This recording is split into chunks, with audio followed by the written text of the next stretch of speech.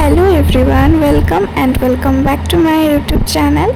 তো আজকে তোমাদের সাথে শেয়ার করব জামাই ষষ্ঠীর দিনের ভ্লগ। তো চলো কি কি করেছি দেখাই। তো এটা হচ্ছে জামাই ষষ্ঠীর আগের দিনের খাওয়া দাওয়া। তো সেদিন তো বাড়িতেই ছিলাম আমি। সকালে ব্রেকফাস্টে ছিল রুটি আর আম, যেহেতু আর কিছু খেতে ইচ্ছা করছিল না সকালবেলা। দুপুরে ছিল চিকেন। তো মা 2 পিস এখানে টেস্ট করার জন্য দিয়ে গেল। তো চলো তোমাদেরকে দেখাই যে শুক্রবার দিনের লাঞ্চে কী ছিল ভাত আর চিকেন তো ছিল অবভিয়াসলি, আর ছিল চিংড়ি মাছের মালাইকারি। যেহেতু তার পরের দিন মানে শনিবারেই ছিল জামাই ষষ্ঠী, তো সবার জন্য তাই কিছু কেনাকাটা করতে চলে গেলাম।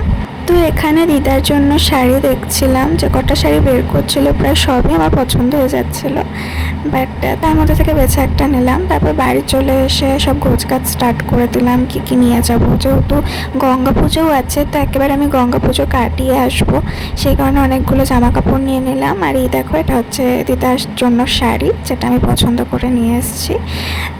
শুধু দিদার জন্য না, মামা মামি এদের জন্যও রয়েছে। মামার জন্য কিনেছিলাম একটা গেঞ্জি আর মামির জন্য শাড়ি। তো তোমরা জানিও কেমন লাগলো।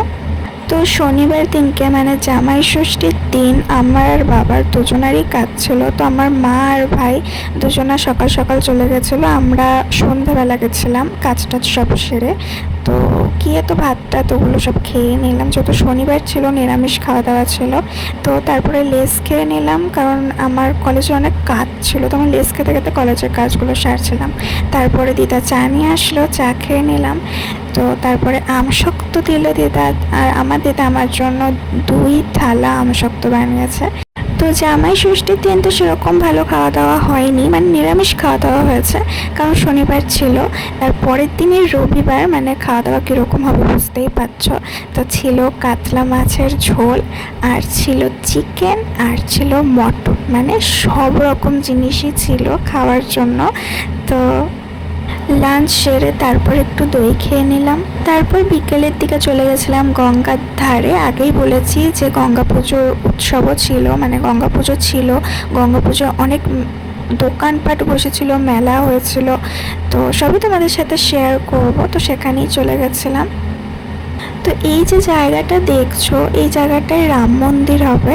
তো এইখানে চলে এসেছিলাম দেখতে যে কোথায় কীরকম আর কি রাম মন্দিরটা হবে, যেটা এখনও তৈরি করা হয়নি, হবে।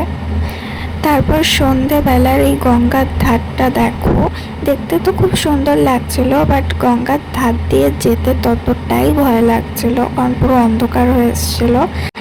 তো যাই হোক, তারপর চলে গেলাম মেলা দেখতে। এখান থেকে দেখো, দূর থেকে দেখা যাচ্ছে যে ওই জায়গায় মেলা বসেছে।